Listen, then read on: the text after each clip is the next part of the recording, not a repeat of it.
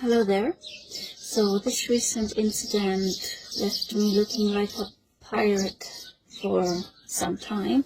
I thought, why not as well start talking about Apitoxin, the bee venom. In this video I'm not going to be talking alone. There are quite a few baby sparrows talking too. It's their time where they're still being fed by their parents, so they're quite noisy. So bees are quite famous for two things usually, for their sting and their honey. Well, here I have to mention bees do not sting for no reason. They need to be emotionally triggered, either angry or scared.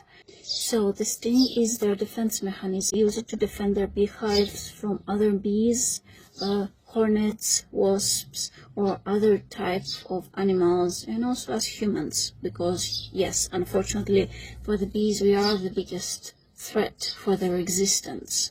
Using their sting can put their life in danger. If they use it on other insects, insects usually have an outer shell called exoskeleton. Bees can use it many times because it's like a little armor that they have to just break through that protects the other insects' vital organs. But if they use it on skin, leather, animals, basically anything that's elastic, their sting gets trapped. And unfortunately, even though the little bee is tough, her body is fragile, and when she tries to fly away due to the force of her wings, a part of her body detaches her sting, and by doing so she also loses parts of her vital organs, and unfortunately the bee later on passes away. As you can see in this picture of all the stinging insects, here they usually have like a little layer that protects their little sting that looks like a saw. The way the honeybee differs is that she doesn't have that protective layer like the wasps and hornets have. When I work with them, I usually have a little tool like spatula with me that I will use if a bee stings me. I can use it to like cut off a part of her sting. It does damage her sting, but at least she doesn't die. Well, at least so far I have observed. But you really need to be really quick and precise, so it's not often that you can actually do it. Personally, I have only succeeded like 5 or 6 times. Bee venom is medicine. Of course, not all human bodies can handle it. The reason why some people may have an allergic reaction is that their immune system overreacts when coming in contact with specific proteins in the bee's venom.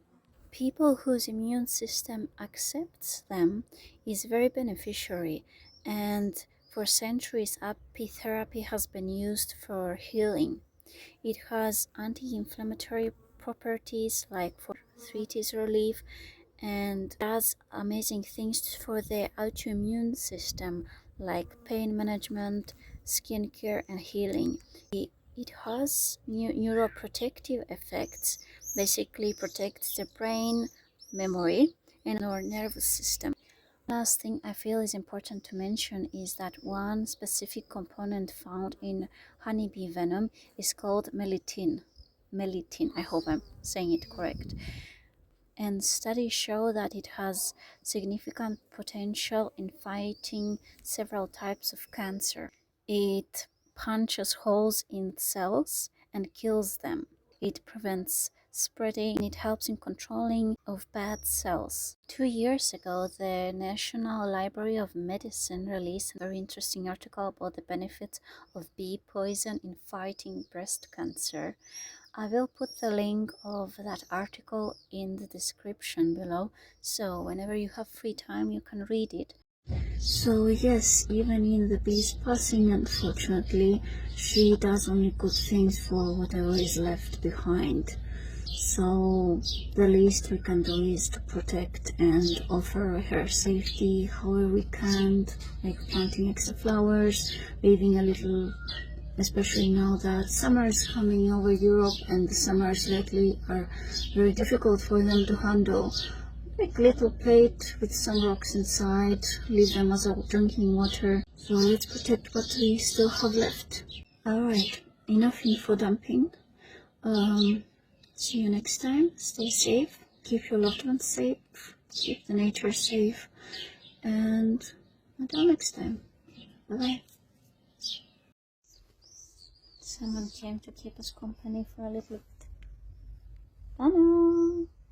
Bano! Good boy. Oh, good boy.